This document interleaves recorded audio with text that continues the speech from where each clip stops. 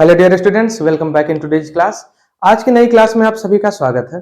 बच्चों, बहुत ही प्रसन्नता के साथ आपको बता रहा हूं कि ये आपकी रीजनिंग की पहली क्लास है। रीजनिंग सेगमेंट को शुरू करने का मेरा उद्देश्य केवल इतना है कि आप अगर इस चैनल पर आ रहे हो तो आपको केवल एक विषय या एक भाषा का ज्ञान ना हो। ठीक, आप इंग्लिश पढ़ रहे हो, साथ साथ अगर आपको रीजनिंग कहीं पढ़ना है और मेरे पास समय बच रहा है या मैं वो कंटेंट जो आपके लिए लाभकारी है उपलब्ध करा पा रहा हूं और आपका इंग्लिश पढ़ने के साथ साथ रीजनिंग भी इसी चैनल पे पढ़ना हो पा जा रहा है, तो इससे अच्छा क्या है। तो इससे क्या होता है, इधर उधर चीजों को ढूंढने की जरूरत नहीं पड़ती है। एक जगह आपको कम से कम दो विषय अभी के लिए पर्याप्त मात्रा में पढ़ा दिए जाएंगे, समझा दिए जाएंगे। और दूसरी चीज, रीजनिंग एक लौता ऐसा सब्जेक्ट है कह लीजिए जो हर पेपर में, जैसे जीएस आता है, हिंदी या इंग्लिश कहीं कहीं ऑप्शनल में रहते हैं, मैथ्स आता है, वैसे एक हिस्सा रीजनिंग भी है। तो अगर 1/4 हर चैप्टर का लगभग लगभग, या एक तरीके से कहूं हर टॉपिक का एक चौथाई या हर पेपर का एक चौथाई, अगर आपको 4 टॉपिक पढ़ाए जाते हैं, 4 सब्जेक्ट पढ़ाए जाते हैं या 4 चैप्टर आप पढ़ते हो, तो डेली अगर आप पढ़ रहे हो तो आपको मैथ, रीजनिंग, हिंदी, इंग्लिश और जीएस सबको साथ में लेके चलना है। तो मेरे कहने का मतलब यह है कि अगर किसी भी पेपर का जब एक चौथाई हिस्सा रीजनिंग आ ही रहा है तो रीजनिंग को भी पढ़ना बहुत अनिवार्य है, इस वजह से कि आपको बेहतर चीजें पढ़ाई जा सकें, बताई जा सकें। और आपके लाभ के लिए मैं रीजनिंग की क्लासेज स्टार्ट कर रहा हूं आज से। आप सबसे इसी प्रकार का सहयोग अपेक्षित है और पूरी कोशिश रहेगी चीजों को सरल भाषा में और सटीक भाषा में आप तक पहुंचाने का। ठीक, तो एक बार हमसे पुनः जुड़ने के लिए बहुत बहुत धन्यवाद। चलिए आज की क्लास को हम स्टार्ट करते हैं। और रीजनिंग के हम पहले जिस टॉपिक पे चर्चा करने चल रहे हैं वो है बेटा कोडिंग डिकोडिंग। देखिए, रीजनिंग को अगर आपको जानकारी है तो अच्छी बात है, नहीं जानकारी है जो नए स्टूडेंट्स हैं तो बता दूं, रीजनिंग हम दो हिस्सों में पढ़ते हैं। एक होता है बेटा वर्बल रीजनिंग, एक होता है non verbal reasoning. Verbal reasoning में क्या है, एक तरीके से वर्बल का मतलब आप समझते हैं शाब्दिक। ठीक, तो जो शब्दों के द्वारा, ऐसे प्रश्न जिसमें शब्द निहित रहते हैं, उनको हम वर्बल रीजनिंग के अंतर्गत पढ़ते हैं। बहुत सारे टॉपिक हैं वर्बल रीजनिंग में, लगभग 22-24 इंपॉर्टेंट टॉपिक हैं और 10-12 टॉपिक हैं नॉन वर्बल रीजनिंग में। अब नॉन वर्बल क्या है, जिसमें फिगर ज्यादा रहते हैं। ठीक, तो सबसे पहले हम वर्बल रीजनिंग की क्लासेस स्टार्ट कर रहे हैं, क्योंकि नॉन वर्बल रीजनिंग पढ़ाना और समझना वर्बल से थोड़ा सा डिफिकल्ट है, साथ ही साथ उससे ज्यादा डिफिकल्ट है उसको व्हाइट बोर्ड पे पढ़ा पाना। मैं पढ़ाऊंगा, डैम श्योर है पढ़ाऊंगा, लेकिन पहले जब तक आप वर्बल के 4-6 चैप्टर नहीं पढ़े रहोगे तब तक आपका दिमाग नहीं खुला रहेगा। तो नॉन वर्बल में आपको चीजें आगे दिक्कत करेंगी। जैसे फिगर वाला तो पहचान लोगे, लेकिन जहाँ स्क्वायर क्यूब वाली बातें आएंगी या गिनने वगैरह वाली चीजें आएंगी, तो वहां जो टिप्स एंड ट्रिक्स लगते हैं वो वर्बल से ही संबंधित हैं। तो पहले हम वर्बल पढ़ेंगे, फिर हम नॉन वर्बल पढ़ेंगे। नॉन वर्बल में बेटा क्या है, फिगर वगैरह ज्यादा बनाना पड़ता है, तो टाइम टेकिंग प्रोसेस है। पहले आप वर्बल पढ़िए, वर्बल में चैप्टर भी ज्यादा है, तो साथ साथ में नॉन वर्बल भी चलाता रहूंगा। तो आज वर्बल की पहली क्लास में आप सभी का स्वागत है। चलिए क्लास को स्टार्ट करता हूं। और पहले चैप्टर या पहले टॉपिक को जो मैं उठा रहा हूं वो है बेटा कोडिंग डिकोडिंग, जिसे आप कूट लेखन और कूट वाचन के नाम से जानते हो। ठीक, तो अगर मैं, जो आपके बुक में चैप्टर दिया गया होगा वो ऐसे दिया गया होगा, कूट लेखन और कूट वाचन। हम लोग इसे कोडिंग डिकोडिंग भी कहते हैं। ठीक, कोडिंग डिकोडिंग का मतलब क्या है ये भी समझिए। जैसे कोई मूल शब्द है या कोई मूल वाक्य है या कोई मूल अक्षर है, ठीक, उसको किसी दूसरे तरीके से बदल कर लिखना या सांकेतिक भाषा में लिखना, वो है कोडिंग। तो कोडिंग का मतलब होता है मूल शब्द या वाक्य या अक्षर को क्या करना, सांकेतिक रूप में बदलना। चलिए, ये आप कोडिंग के अंतर्गत करते हो। और इसी के जस्ट अपोजिट सांकेतिक रूप में जो बदला हुआ है, ठीक, क्या है, सांकेतिक रूप को मूल शब्द, वाक्य या अक्षर में बदलना। ठीक, ये आपका क्या कहलाता है, डिकोडिंग। तो मोटा मोटा यही समझिए कि आपसे पहली बात तो कोई परिभाषा पूछेगा नहीं कि कोडिंग की परिभाषा लिख के बताओ या कोडिंग की। तो कोडिंग का मतलब क्या होता है, मैंने आपको बताया, किसी भी अक्षर को, शब्द को या वाक्य को किसी सांकेतिक भाषा में जब लिखा जाता है तो उसको हम कोडिंग कहते हैं। सेम वही चीज डिकोडिंग में क्या होता है, जब किसी सांकेतिक भाषा में लिखा गया है वाक्य या अक्षर या वो, उसको उसके मूल या वास्तविक रूप में वापस ले आना, वो हम डिकोडिंग कहलाता है। ठीक, तो आपको कोडिंग डिकोडिंग के बारे में शायद समझ में आ गया होगा। चलिए हम क्लास में आगे बढ़ते हैं। बहुत ही मजेदार टॉपिक है और बहुत ही मजेदार सब्जेक्ट है रीजनिंग।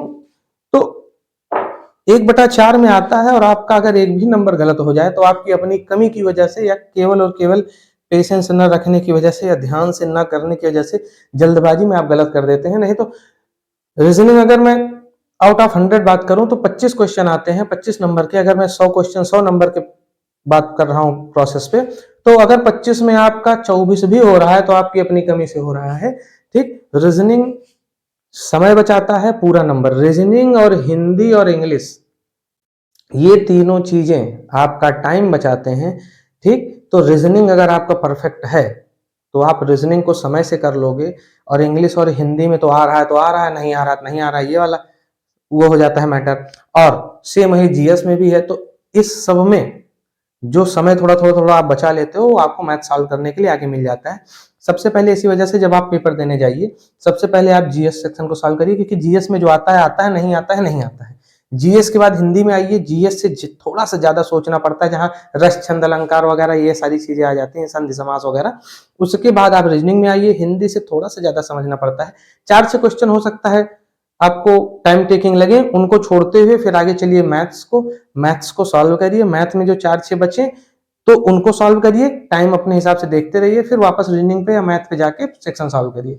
तो रीजनिंग के अगर क्वेश्चन आप सॉल्व करना चाहोगे तो मेरा मानना है, जब हम लोग तैयारी करते थे, मैं बहुत चीजों को बढ़ा चढ़ा के नहीं बताता हूं कि हम लोग एकदम तीर ही मार देते थे, लेकिन 50 क्वेश्चन सॉल्व करने में आपको 9-10 मिनट से ज्यादा नहीं लगेगा, ईमानदारी से, अगर आपकी प्रैक्टिस अच्छी है तो। अगर प्रैक्टिस अच्छी नहीं है तो आप 12 मिनट, 15 मिनट, 20 मिनट, नहीं तो दिन भर भी ले सकते हैं, नहीं बनेगा। ठीक, तो चलिए हम कोडिंग डिकोडिंग के बारे में, मैंने आपको बताया कि कोडिंग का मतलब क्या होता है, मूल शब्द को, अक्षर को या वाक्य को किसी सांकेतिक भाषा के रूप में बदल देना। डिकोडिंग का मतलब क्या होता है, किसी सांकेतिक भाषा में बदले हुए मूल शब्द, सॉरी, किसी सांकेतिक भाषा में बदले हुए शब्द को, अक्षर को या वाक्य को मूल रूप में परिवर्तित करना। अब आपको पता है कि संख्याएं तो 1 से लेके अनंत तक है। वाक्य चाहे आप लिखेंगे या चाहे आप अक्षर लिखेंगे, चाहे आप शब्द लिखेंगे, आपको ए से जेड या आ से लेके ज्ञा तक में ही खेलना है। तो आ से लेके ज्ञा तक अर्थात हिंदी के वो कम मना कर देते हैं कोडिंग डिकोडिंग में क्वेश्चन, इंग्लिश लैंग्वेज के ज्यादा क्वेश्चन आते हैं। अर्थात मेरे कहने का मतलब है कि ए से जेड के बीच की चीजें वो ज्यादा बदलते हैं, पूछते हैं। तो सबसे पहले हमको करना क्या है, सबसे पहले हमको एबीसीडी पढ़नी है। ठीक, एबीसीडी पढ़ाने का मेरा मतलब क्या है अभी आपको समझ में आएगा। सबसे पहले आप क्या करेंगे, एबीसीडी लिख लेंगे, A B C D E F G H और हाँ आई, यहां तक आप कवर कर लेंगे। ठीक, तो A B C D E F G H I, फिर थोड़ा सा गैप कर लीजिएगा, J K L M N O P Q R. ठीक, S T U V W X Y Z. हमने एबीसीडी लिख लिया, A B C D E F G H I J K L M N O P Q R S T U V W X Y Z. आपको पता होना चाहिए कि English alphabet जो है उनमें 26 हैं। ठीक, तो हमको क्या करना है, हमको नंबरिंग कर लेना है। मैं ऊपर नंबरिंग कर दे रहा हूं 1 से लेके 26 तक, 1 2 3 4 5 6 7 8 9 10 11 12 13 14 15 16 17 18 19, 20, 21, 22, 23, 24, 25 और 26। ठीक, हमने एबीसीडी लिख लिया। एबीसीडी लिखने का उद्देश्य क्या है? आपको दो तीन चीजें समझाना है। पहली बात तो आपको प्लेस वैल्यू याद करना है। कैसे याद करेंगे? ए 1 है, बी 2 है, सी 3 है, डी 4 है, ई 5 है, एफ 6 है, जी 7 है, 8 पे एच है और 9 पे आई है। ऐसे तो 1 से लेके 26 तक में सबसे पहला जो हमारा काम है, सबसे पहला टास्क है, वो है प्लेस वैल्यू याद करना कि 12 पे क्या आएगा, 16 पे क्या आएगा, 18 पे क्या आएगा, 23 पे क्या आएगा, 13 पे क्या आएगा, 7 पे क्या आएगा। जब तक आपको प्लेस वैल्यू याद नहीं रहेगी, आगे आपको सवाल लगाने में दिक्कत होगी। तो आपका काम, छोटा सा होमवर्क, सबसे पहले एबीसीडी खूब लिखिए और प्लेस वैल्यू लिख लिख के याद करिए। इसे लाइन से एबीसीडी लिखिए 1 से लेकर 26 तक।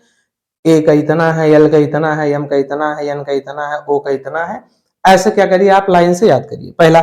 दूसरा, एक चीज ध्यान दीजिएगा, जब भी हम सीरीज में बाएं से दाएं चलते हैं, बाएं से दाएं, तो दाएं का मतलब आपको समझिए, जैसे मैं ऐसे खड़ा हूं ऐसे सीरीज चलती है। दाएं मतलब इधर बढ़ना। तो अगर मैं बाएं से दाएं की बात करूं, लेफ्ट से राइट, बाएं से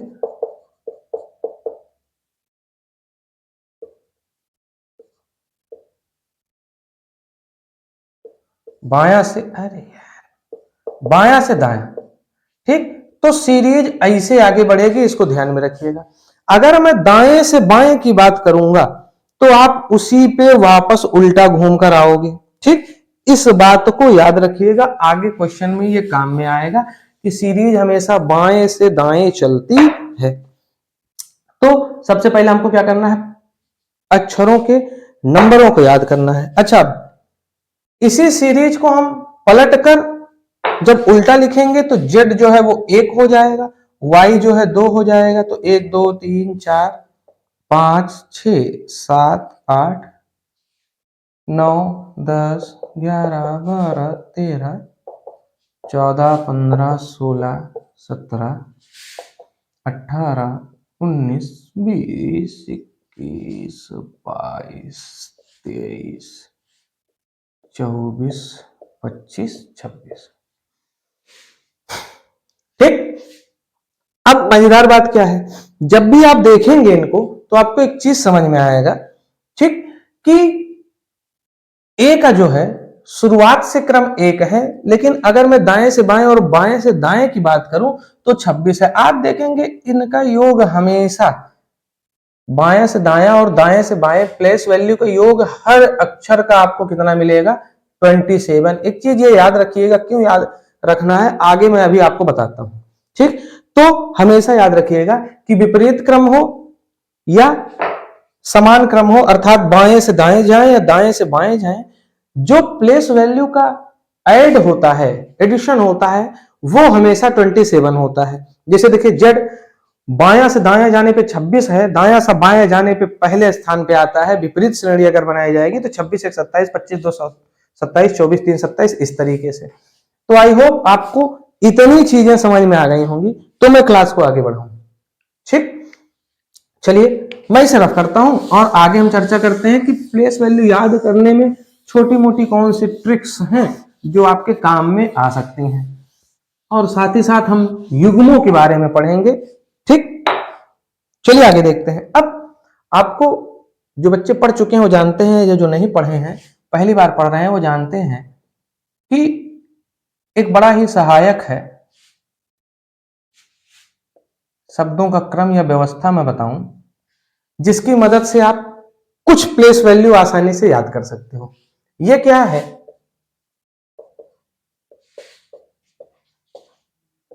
ये इजियोटी है। इजियोटी का मतलब, आपको अगर इजियोटी याद हो गया, EJOTY, ठीक, तो आपको 5 10 15 20 25 क्रम पे आने वाले अल्फाबेट याद हो गए। इससे हमारा फायदा क्या हुआ, देखिए ABCD 1 2 3 4 तो आसानी से याद हो जाता है। अगर E5 याद हो गया तो E के बाद अगर F है तो आपको पता हो जाएगा कि एफ 6 पे है। ई और जे के बीच में एफ जी एच और आई आता है, आई और जे का कॉम्बिनेशन बनता है तो आई 9 हो जाएगा। मान लीजिए हमने कहा आर, तो आपको पता होगा कि अच्छा O M N O P Q R, O तो 15 है तो 15 3 18, तो एक थोड़ा सा आसान हो जाता है। अब जैसे मैंने कहा एक्स की प्लेस वैल्यू बताइए, अब आपको याद नहीं आ रहा, आपको इतना याद है एबीसीडी खूब तेजी से याद है, तो आपने पढ़ा अच्छा M N O P Q R S T U V W, M N O P Q R S T U V W, M N O P, कहने का मतलब कि ओ टी के बीच में नहीं, टी और वाई के बीच में है, तो S T U V W X, Y से ठीक पहले है तो आप पता चल जाएगा आपको कि ये 24 पे है। ठीक, तो आप अगर इजेओटी को याद रखेंगे तो इनके आगे और पीछे वाला एक क्रम, जैसे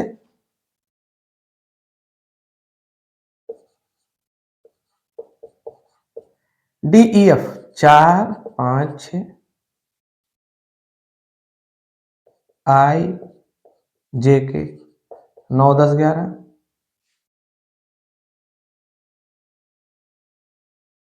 14 15 16,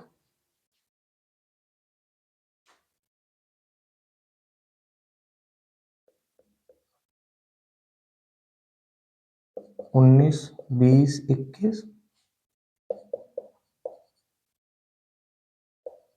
24 25 26। आप इन क्रमों को भी याद कर लीजिए, जैसे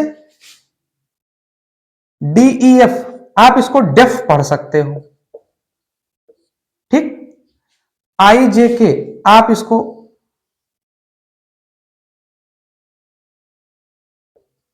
आई जेक पढ़ सकते हो, याद करने का एक छोटा सा तरीका है। ठीक, एनओपी आपका नोप हो गया, एस टी यू आपका स्टूडेंट हो गया।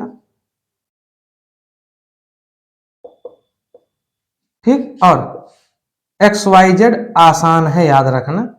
ठीक, कहते हैं कि माना कोई चीज एक्स वाई जेड है तो हम रेगुलर भाषा में इनको छोटे छोटे पेयर में बना के याद कर सकते हैं। कैसे, जैसे मैंने आपको बताया कि कहते हैं कि यार एकदम आपको पता होगा डेफ का मतलब बहरा होता है, तो कहते हैं डेफ डी एफ 4 5 6, आईजेक आई जे के 9 10 11, नोप बड़ा प्रचलन में है इस समय, व्हाट्सएप कम्युनिटी का बड़ा इज्जतदार शब्द है नोप।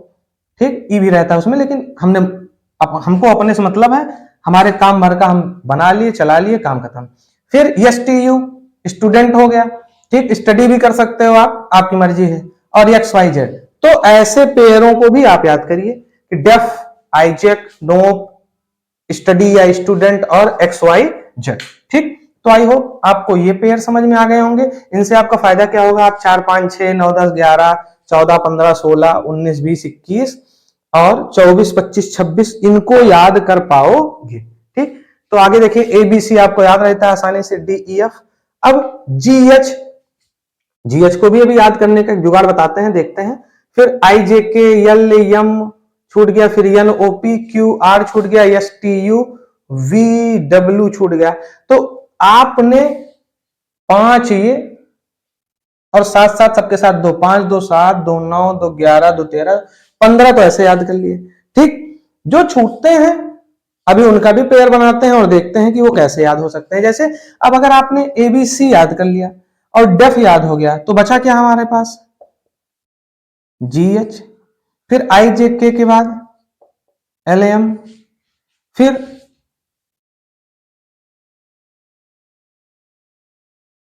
क्यू आर, फिर वी डब्ल्यू। ठीक, अब आप जीएच को घर से याद कर सकते हो। ठीक, प्लेस वैल्यू क्या हो जाएगी 7 और 8। एलएम को आप लेम या लेमन से याद कर सकते हो, लेम से याद कर लीजिए। प्लेस वैल्यू क्या हो गई 12 और 13। क्यू आर कोड बहुत आसानी से आप इसको याद कर सकते हो। ठीक, क्यू आर कोड से रिलेट करके याद कर लीजिए। क्या है प्लेस वैल्यू 17 और 18। और वी डब्ल्यू को आप व्यू से याद कर सकते हो। व्यू, वी और डब्ल्यू आप व्यू से याद कर सकते हो। तो व्यू मतलब आपको पता है ना, VIEW, व्यू व्यू मतलब दृश्य होता है। तो व्यू से याद हो गया, इसका मतलब क्या हो गया, 22 और 23। ठीक, तो आप इस तरीके से अगर याद करना चाहें तो छोटे छोटे पेयर बनाकर आप चीजों को याद कर सकते हो, समझ सकते हो। तो आई होप आपको यहां तक समझ में आ गया होगा। चलिए मैं इसे रफ करता हूं और आगे हम देखते हैं क्रम व्यवस्था के बारे में और चीजों के बारे में, और विपरीत और एक तरीके से मैं कहूं तो विपरीत अक्षर और समान अक्षरों के बीच में कैसा कॉम्बिनेशन बनता है उस पर देखते हैं। तो आप इसे नोट कर लीजिए और याद करते चलिए, क्योंकि ये बहुत ज्यादा काम में आने वाला चीज है, बहुत ज्यादा काम में आगे आएगा। ठीक, आपको याद रखना ही पड़ेगा। अब आप कैसे याद करेंगे, मैंने दो तीन छोटे छोटे चीजें बता दी। इजेओटी को सबसे पहले याद कर लीजिए, फिर अगर आपको याद हो सके तो डेफ, आईजैक, नोप, स्टूडेंट और XYZ को याद करिए। फिर अगर हो जाए तो GS से घर, LM से लेम, QR से QR कोड और VW से व्यू याद कर लीजिए। थोड़ा सा एक आसान तरीका है चीजों को याद करने का। ठीक, चलिए मैं इसे रफ करता हूं और क्लास में आगे कंटिन्यू होते हैं। देखिए क्लासेस रीजनिंग की हैं, तो जब तक 3-4 टॉपिक क्लियर नहीं हो जाएगा, जो बेसिक कॉन्सेप्ट वाली क्लासेज हैं, मैं केवल क्वेश्चन नहीं कराऊंगा। मुझको छोटे छोटे शॉर्ट्स केवल क्वेश्चन के डाल के चैनल की ग्रोथ या चैनल को 4 लोगों के बीच में पहुंचाना उद्देश्य नहीं है। हम उस पर भी जाएंगे, लेकिन सबसे पहले अगर आप चैप्टर की शुरुआत कर रहे हो तो जब तक आपको बेसिक नॉलेज नहीं होगी, केवल क्वेश्चन सॉल्व करने का मतलब होता है कि आपके फंडामेंटल्स सारे क्लियर हैं, आपने बेसिक चीजें पढ़ ली हैं, आप साल भर पढ़ाई कर चुके हो। केवल आप पेपर या एग्जामिनेशन जो आ रहा है या जिसको आप जिसमें शामिल होना चाह रहे हो उसकी प्रैक्टिस के लिए आप केवल केवल क्वेश्चन सॉल्व करते हो। तो मेरे में क्लासेस में जो किसी भी टॉपिक की पहली क्लास रहेगी उसमें ज्यादातर फंडामेंटल से रहेंगे, थोड़े क्वेश्चन रहेंगे। उसके बाद पार्ट 2 जितना भी आएगा या पार्ट 3 या पार्ट 4 जितना ज्यादा क्वेश्चन हो पाएगा मैं करवाऊंगा। पूरी कोशिश रहेगी कि जितने टाइप के सवाल आते हैं हर टाइप के 3-3 4-4 क्वेश्चन मैं करवा सकूं। उसके बाद टारगेटेड क्लासेस और आगे बड़ा लंबा चौड़ा प्रोसेस है। चीजें देख ही जाएंगे कितना टाइम मैनेजमेंट हो पाता है, आप कितना साथ दे पाते हो और मैं आपका कितना साथ दे पाता हूं। ताली दोनों हाथों से बजती है। आप लोग कितनी बार मैं हर वीडियो में कहता हूं कि लाइक कर दिया करिए, कमेंट कर दिया करिए। बच्चे देखते हैं, व्यू आते हैं, लेकिन ना लाइक करते हैं, ना कमेंट करते हैं, ना कहीं कोई प्रॉब्लम हो तो बताते हैं। ठीक, तो इस पर थोड़ा सा सुधार लाइए, थोड़ा सा साथ दीजिए। आप ही की सेवा के लिए हर शिक्षक लगा हुआ है। हर शिक्षक चाहता है अच्छे से अच्छा और बेहतर से बेहतर पढ़ाना, लेकिन उसे बच्चों की आवश्यकता होती है। ठीक, जब तक बच्चे साथ नहीं देंगे टीचर अकेले पढ़ा के अकेले गला फाड़ के कुछ नहीं कर लेगा। चलिए हम ध्यान देते हैं। तो मैंने आपको इजोटी बताया, मैंने आपको बताया कुछ छोटे छोटे कॉम्बिनेशन ऑफ वर्ड्स जिनकी मदद से आप चीजों को बेहतर कर सकते हो। चलिए क्लास में आगे बढ़ते हैं और हम विपरीत अक्षर पे चर्चा करेंगे। ठीक, जो हमारा अगला टॉपिक है।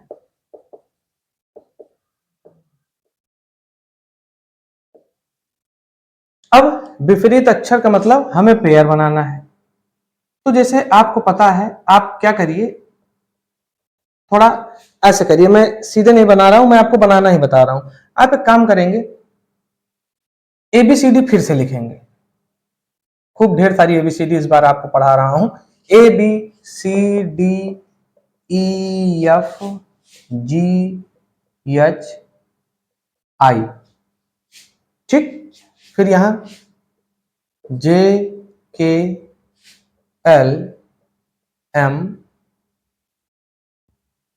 बस इतना बहुत है। ठीक, नंबरिंग करिए 1 2 3 4 5 6 7 8 9 10 11 12 13। अब इसी के आगे आपको लिखना है, लेकिन उल्टा लिखते चलिए। जैसे M के नीचे N, MNOPQRSTUVWXYZ। तो आपको एक चीज समझ में आ रहा होगा, 13 के नीचे यहां देखिए नंबरिंग 14 15 16 17 18 19, ये सब प्लेस वैल्यू लिख रहा हूं, 20 21 22, 23, 24, 25 और 26।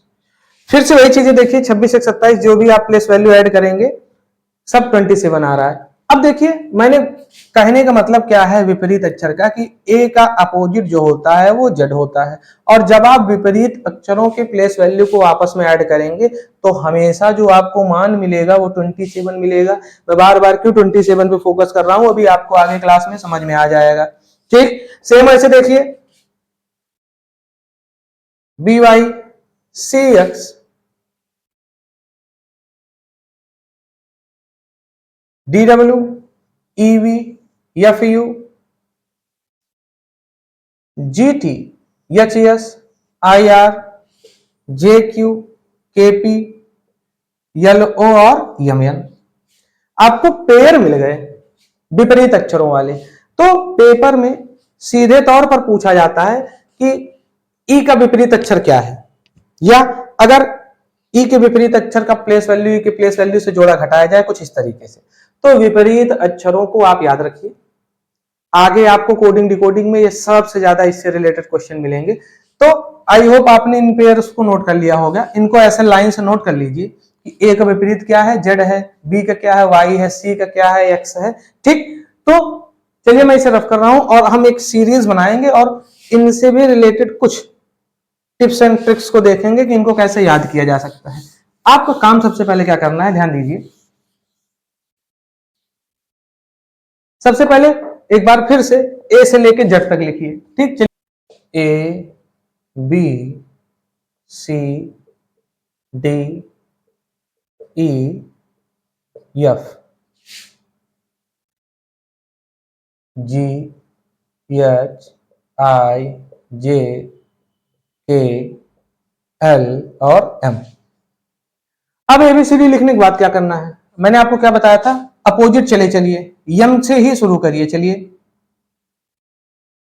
N O P Q R S T U V W X Y और जेड। ये आपके अपोजिट पेयर हैं। आपको पता है कि इनके प्लेस वैल्यू का हमेशा ऐड क्या आता है, 27। तो आपको अब इनको याद करना है। तो याद करने के थोड़े से तरीके हैं, जिन तरीकों से हम लोग याद किया करते थे उन तरीकों को मैं आपसे शेयर करता हूं। आपने कहीं और किसी अन्य तरीके को भी पढ़ा होगा तो कमेंट सेक्शन में मुझे बताइएगा, अच्छा लगेगा कि आपको और कौन कौन से तरीके पता है। तरीके बहुत सारे हैं, एक कॉमन तरीका है जो हमको हमारे टीचर्स ने बताया था, तो मैं आपके बीच रख रहा हूं। ठीक, ध्यान देंगे अगर आप तो आप इसको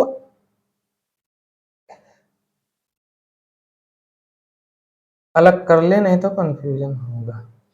आप इसे बेटा ए टू जेड से याद कर सकते हो, आप इसे बॉय से याद कर सकते हो, आप इसे, अब सी और एक्स है तो हम लोग तो दूसरे तरीके से याद करते थे, आप इसे, आप बेटा इसे क्रैक्स से याद कर सकते हो। ठीक, बहुत सारा बच्चे खाते हैं, आप लोगों ने कभी न कभी खाया होगा क्रैक्स। डी डब्ल्यू को आप ड्यू से याद कर सकते हो, माउंटेन ड्यू। ठीक, ये बॉय हो गया, ये ए टू जेड हो गया। तो A to Z boy cracks due. EV को आप ईवीएम से याद कर सकते हो, हमेशा चर्चा में रहती है ये। एफ यू को आप फ्लू से याद कर सकते हो। ठीक, जीटी आप जीटी रोड से याद कर सकते हो। एच एस आप हाई स्कूल से याद कर सकते हो। आई आर आपका इंडियन रेलवे हो गया। जेक्यू आप जैक कैलिस से याद कर सकते हो या जैकलीन से याद कर सकते हो।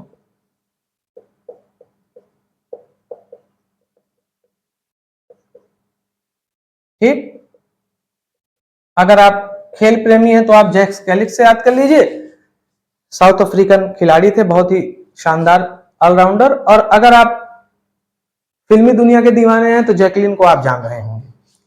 केपी को हम लोग तो क्रिकेट प्रेमी भी रहे हैं तो इस वजह से केविन पीटरसन से भी याद करते थे।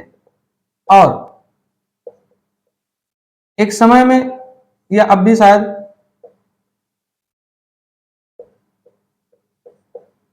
कमला पसंद ब्रांड से दुनिया वाकिफ है। ठीक, तो केविन पीटरसन या कमला पसंद से आप याद कर सकते हो।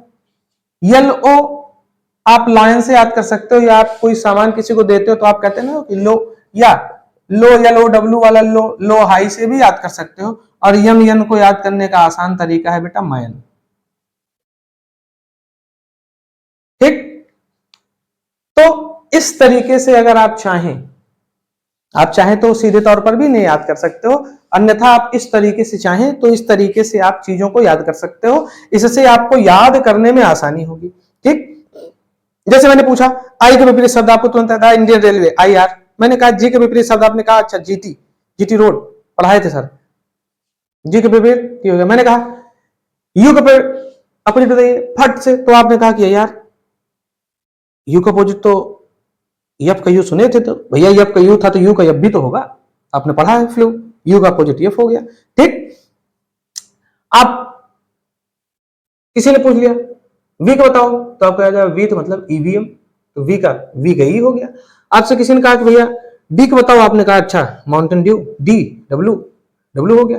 तो अगर आप छोटे छोटे टुकड़ों में याद करना चाहेंगे क्या, आपको याद करना ही पड़ेगा। इसमें पढ़ाई में चाहने या न चाहने से कुछ नहीं होता, जो चीजें हैं वो हैं, जो करना है वो करना है, बात खत्म।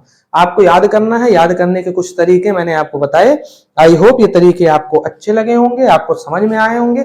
इनके अलावा अगर आपके पास कोई और तरीके हैं तो हमारे साथ शेयर करिए और उन तरीकों पर ही बने रहिए। देखिए, हर शिक्षक के पढ़ाने का तौर तरीका या सिस्टम जिसको आप कहते हैं, बड़ा प्रचलन में शब्द है इस समय, ठीक, अलग अलग होता है। तो अगर आपको किसी अन्य ट्रिक से ये चीजें याद हैं तो उसको बदलने की जरूरत नहीं, जो अच्छा है उसको बदलना क्यों। लेकिन अगर आप पहली बार पढ़ रहे हो, याद नहीं है, तो ये कुछ कॉमन ट्रिक्स हैं जो आपको, ये कोई नई चीज नहीं है जो मैंने इजाद कर दिया है, ये आपको कहीं किताबों में भी मिल जाएगी, पुराने क्लासेस में भी मिल जाएगा। ये कोई मेरा मेथड नहीं है, ये पुराना मेथड है, आप इसको पढ़िए और याद करिए। ठीक, चलिए क्लास में आगे बढ़ते हैं। कुछ क्वेश्चन इस क्लास के अंत में मैं आपके बीच में रख रहा हूं, हम इन्हें सॉल्व करेंगे। फिर अगली क्लास में हम तमाम तरीके के तमाम सवालों को हल करेंगे जो विगत वर्षों में पूछे गए हैं। तो चलिए कुछ क्वेश्चंस ले लेते हैं और उन्हें हम सॉल्व करते हैं। अगर मैं क्वेश्चन की बात करूं बेटा, तो एक क्वेश्चन मेरे पास आता है जो SSC MTS 2019 में पूछा गया है। मुझे किताब की मदद लेनी पड़ेगी क्वेश्चन को नोट करने के लिए, कि कूट भाषा में ADETP, क्वेश्चन उतारते समय भी बहुत ध्यान दीजिएगा, ADTP को DGHWS के रूप में कूटबद्ध किया गया है। ठीक, तो मैं सारा पूरा का पूरा क्वेश्चन नहीं नोट कर रहा हूं, बहुत समय लगेगा। आप समझ गए होंगे सवाल को कि ADETP को DGHWS के रूप में दर्शाया गया है। तो सॉरी, एक और भी है, दर्शाया गया है, और GVMN को JYPQ के रूप में दर्शाया गया है। उसी कूट भाषा में DTPQVU को कैसे लिखा जाएगा, SSC MTS 2019 का क्वेश्चन है ये। ठीक, तो थोड़ा सा रिफिलिंग की जरूरत है और उसके बाद हम सवाल को देखते हैं। सवाल को तब तक आप पढ़िए और दिमाग लगाइए कैसे होगा। चलिए देखते हैं। सबसे पहले बेटा हमको करना क्या है ऐसे सवालों में, हमको देखना है कि किसको कैसे दिखाया गया है। ADETP को दिखाया गया है बेटा DGHWS, और GVMN को दर्शाया गया है JYPQ। ठीक, ये देखिए इसको ऐसा दर्शाया गया है, इसको ऐसा। तो पूछा किसको है? पूछा है DTPQUV को हम कैसे दर्शाएं। सवाल को लगाने का सबसे पहला तरीका, ABCD में मैंने अभी आपको बताया कि आप नंबरिंग करिए कौन किस पे आता है। चलिए देखते हैं। A की प्लेस वैल्यू 1, D की 4, E की 5, EJOT मैंने आपको याद कराया था T की 20, और आपको पता EGO तो MNO, O के बाद P आता है तो इसका मतलब क्या? 60। A से D हुआ है तो D का 4, 7, 8, 23 और 19। मैंने प्लेस वैल्यू नंबरिंग कर दिया। सेम ऐसे यहां आइए, GVMN से JYPQ हुआ है तो देखिए मैंने अभी आपको याद करना बताया था, ABCDE और उसके बाद F और G, तो 5 2 7। EVM मैंने अभी आपको बताया था ना, याद करना, अपोजिट। तो E का अपोजिट V होता है, तो अगर E 5 है तो V कितना होगा? मैंने आपको बताया था अपोजिट और प्लेस वैल्यू का ऐड कितना होना चाहिए? 27। तो अगर E 5 है तो V कितना होगा? 22 होना चाहिए।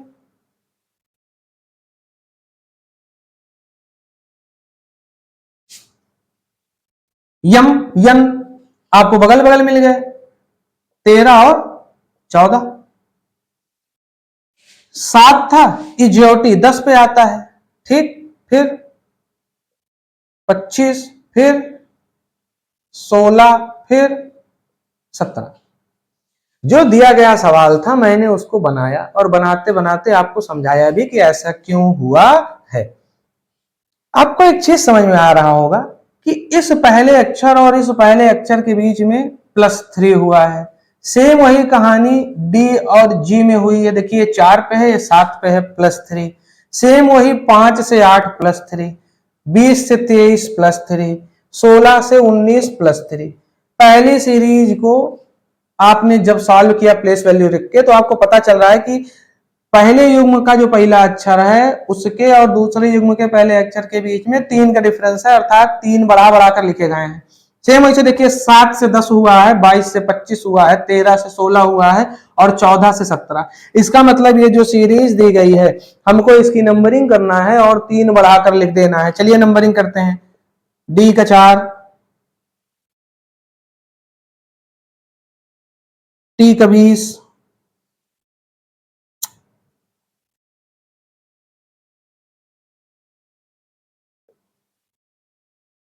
सोलह। फिर आपको जैक कैली से याद करवाया था, तो अगर इजियोटी में जे 10 पे आ रहा है तो क्यू कितने पे आएगा? 17 पे आएगा। क्यों? 17 10 27। आप ऐसे याद भी करते चलिए। ठीक, आपको क्यू आर भी मैंने याद करवाया था, साथ साथ में है तो अभी आपने देखा था। ठीक, कहा? ये देखिए आपको यहाँ क्यू मिला भी था। यू देखिए, ठीक, अब आपको भी मैंने याद कराया था यूवी वाला। तो आप यू का प्लेस वैल्यू लिख लीजिए और यू के साथ क्या है? वी है। तो 21 और 22। अब हमको क्या करना है? 3 बढ़ा बढ़ा के लिखना है। चलिए बढ़ाते हैं। 4 से 3 7 पे आने वाला, 20 से 3 23 पे आने वाला, 16 3 19 पे आने वाला, 17 3 20 पे आने वाला, 21 और 3 24 पे आने वाला और 22 और 3 25 पे आने वाला। ठीक, अब हमको क्या करना है? इन प्लेस वैल्यू पे जो शब्द आ रहे हैं उनको लिखना है। ठीक, तो चलिए लिखते हैं। आपको पता है 7 पे क्या आएगा? जी आएगा। ठीक, आपको पता है 23 पे क्या आएगा? डब्ल्यू आएगा। आपको पता है कि 19 पे क्या आएगा? देखिए प्लेस वैल्यू आप याद करते चलिए। देखिए अब यहां पर इनकी जरूरत पड़ रही है। आपको पता है 19 पे यस आएगा, आपको पता है टी आएगा 20 पे। आपको पता होना चाहिए कि आप इजियोटी में y को 25 पे लिखे हो। ठीक, और x हो जाएगा आपका 24। तो मुझको जो आंसर मिला, मुझे मिल गया GWSTXY। धीमे धीमे प्लेस वैल्यू के अक्षरों को लिख रहा हूं ताकि आप मेरे साथ ऐड करते चलिए और गिनते चलिए। फटाफट फटाफट फटाफट नंबरिंग करके लिख के क्लास खत्म नहीं करना है, आपके साथ आपकी ही स्पीड से चल रहा हूं। तो इसको ध्यान दीजिएगा कि जैसे मैं सोच रहा हूं, मैं ये प्रिटेंड कर रहा हूं कि हाँ अच्छा इसका ये है, इसका ये है, ऐसे आप भी विद्यार्थी हैं, आप भी सोच रहे होंगे और प्रिटेंड कर रहे होंगे। ठीक, तो उस हिसाब से मैं लिख रहा हूं। तो GWSTXY आपका ये हो गया क्या बेटा आंसर। ये था आपका क्वेश्चन और ये आपका आया है, मैंने कैसे बताया, SSC MTS सन 2019 में। तो चलिए, आई होप कि आपको ये चीजें समझ में आ गई होंगी, ये क्वेश्चन समझ में आ गया होगा। चलिए हम एक और क्वेश्चन को देखते हैं और उसे सॉल्व करते हैं। तो मैं इसका आंसर यहां लिख दूं, ठीक, GWSTXY। आई होप ये सवाल आपको कायदे से समझ में आ गया होगा। चलिए हम क्लास में आगे बढ़ते हैं और नेक्स्ट एक आध दो और क्वेश्चन देखते हैं।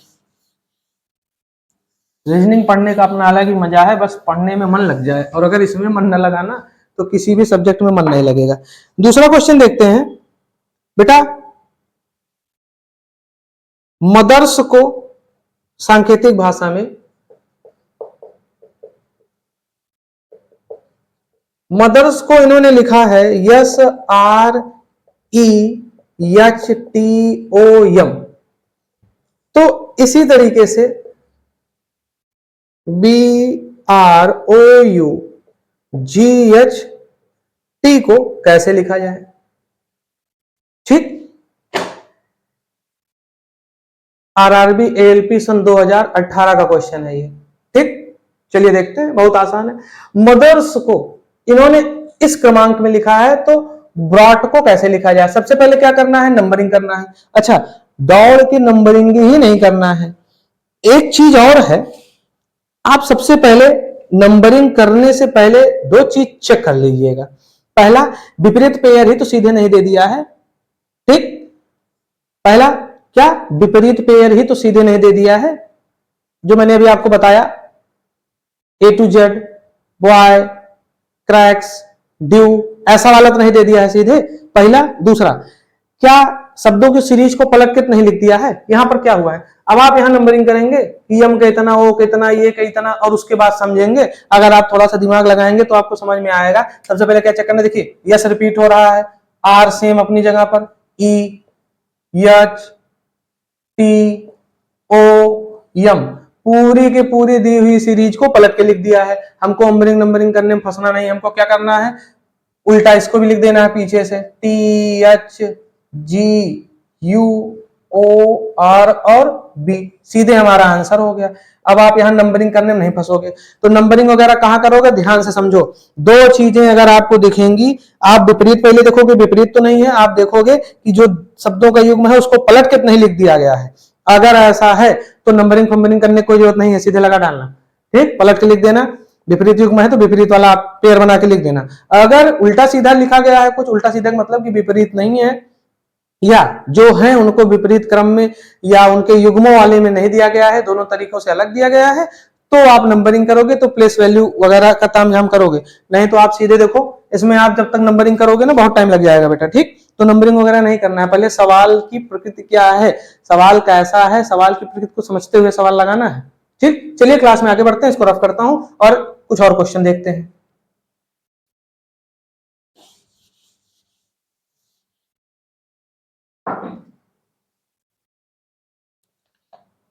एक क्वेश्चन है बेटा RRB ALP 2018 का। स्टूडियो को इन्होंने दिया है QRSBGM और रॉ का पूछा है। ठीक, स्टूडियो को इन्होंने क्या किया है, इस तरीके से लिख के रखा है और रॉ के बारे में पूछा है। आपको पता होगा, थोड़ा सा आप ध्यान देंगे तो सबसे पहले हमको क्या करना है, नंबरिंग करना है। तो आप नंबरिंग करके देखेंगे, जैसा कि मुझे दिख रहा है, तो जितने हैं प्लेस वैल्यू सब में से यस और क्यू, देखिए क्यू आर यस -2 है। यस की जो प्लेस वैल्यू है 19 जो होती है, ठीक, उसमें से -2 करके यहां 17 किया गया है, दिख रहा होगा आपको। जैसे t की प्लेस वैल्यू क्या है, t20, r की क्या है -2 करके यहां 18 किया गया है। यस का कितना है 19, -2 है, यहां देखिए। u का कितना है 21, d का कितना है 4, -2 किया गया है। b का हुआ है क्या 2, i और g, फिर यहां देखिए -2 हुआ है। यम और ओ वगैरह में भी -2 हुआ है भाई, यहां 15 था, यहां 13 हुआ है।